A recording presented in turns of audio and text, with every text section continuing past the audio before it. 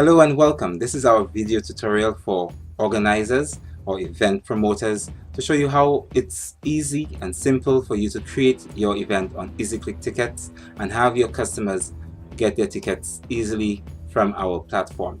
And again, just to reiterate, this service is free to you. There is no fee to set up.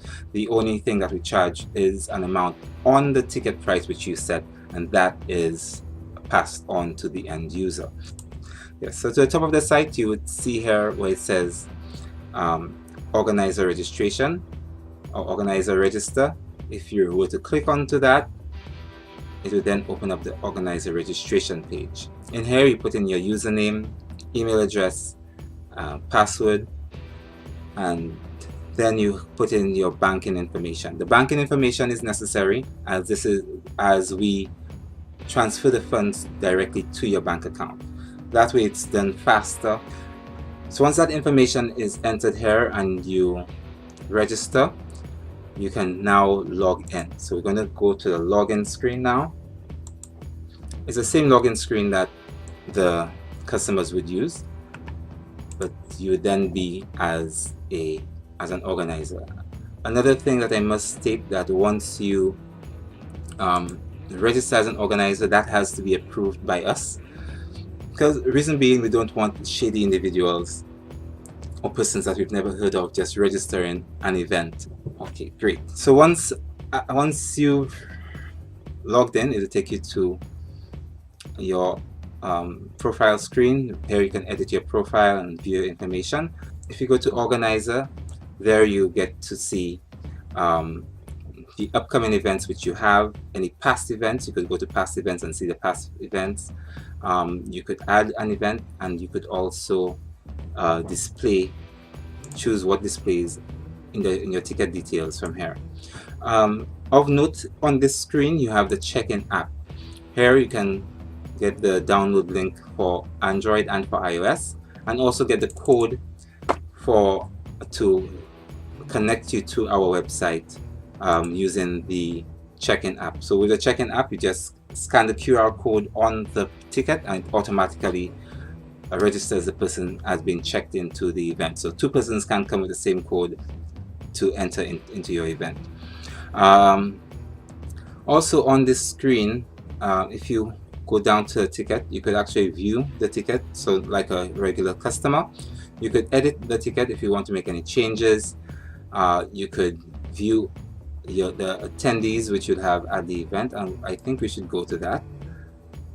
Let's go to attendees, and you could also get a report on your sales.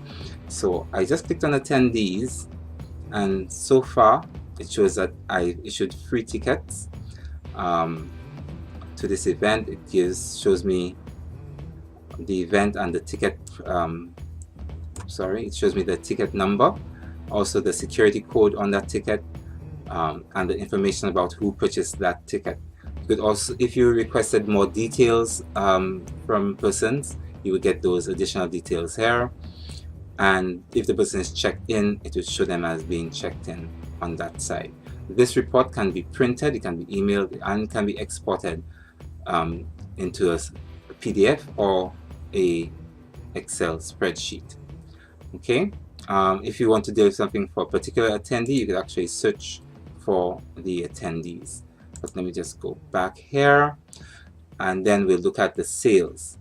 The sales report, so right here, sales, would essentially give you a lot of the same information, but gives you more dollar figures.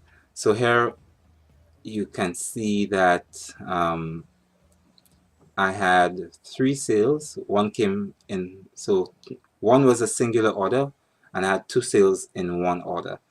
And you also see the site fees, so you can see exactly what the total amount persons were charged as far as site fees are concerned, and you also see a total amount for ticket sales. Now we're going to look at creating an event. So I'm going to click on Add New Event. Okay, in here we're just going to go through it quickly. You put in your event title, whatever you want to name your FET. So mine was named Fake FET 2. Then you can put in a description of the event. whatever you would like it to be. Say if you want to say it's a bikini bash, something, you put that information in. You could also put in here what's that called, videos as well. So if you have a YouTube link, you can put it in here and it will display the video in the ticket, and so on. So things just to help promote your event and make your posting a little more lively. After you've done that, you can set the time, the date and time for the event. Set a start date and an end date, and end start time, end time as well. If it is an all-day event, you can select here and to process your ticket as an all-day event. If you have an event which spans multiple days, you could schedule multiple events. Okay, here you would add the image for your event. So this is an image that persons would see once they get onto the website. This is the first thing that invites people in. So this is where you put that in, where it says choose image. Then you have categories. We have a selection of categories. If it's sports, education, entertainment, you could select the different categories, and this helps persons find events that are more suitable to them. And event tags as well, which is very similar to the categories. I said it helps persons find things that are more suitable to them. Here you can put in your venue. So if your venue is already on the list, so for example we have the SAB, you could just click on the SAB and it will be added as the venue. But if you had to create one, you could actually type it in Gaiety. Oh, how do you spell Gaiety? Okay, I can't spell Gaiety. It's not coming to my mind right now. Okay, let's just put Rodney Bay. Okay, so Rodney Bay Marine is on there already. Okay, let's put cul-de-sac.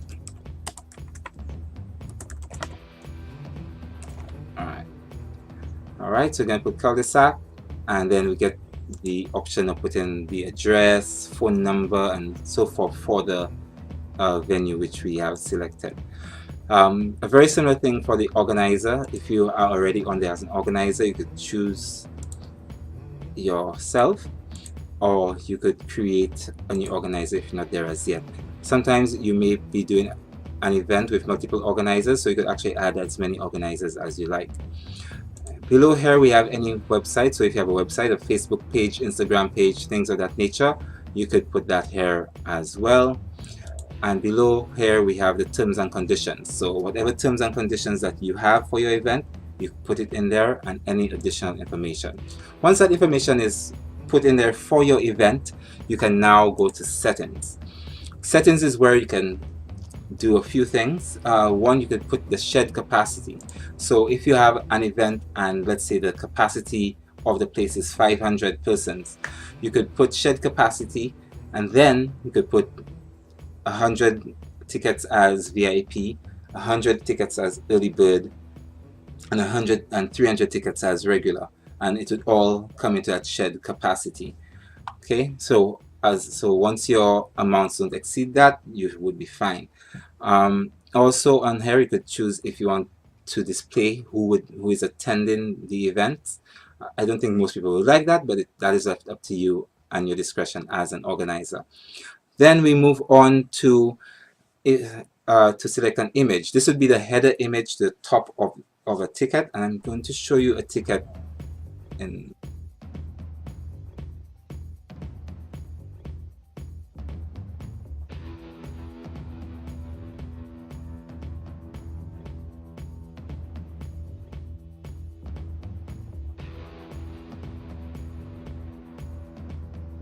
And now we go to create the tickets. There are two types of tickets which you can create. One is a paid ticket and one is a free ticket. If you're doing a free ticket, you create that as RSVP and you put in whatever you want to name that ticket.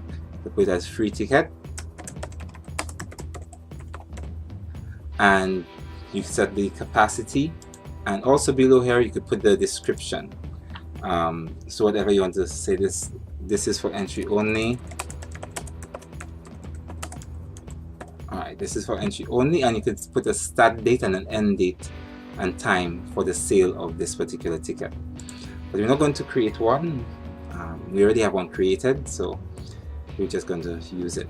Here you can choose, you can add different types of tickets. So if you want to put an early bird ticket, you set your price, you set the capacity. If it's unlimited capacity, you could just click on unlimited capacity.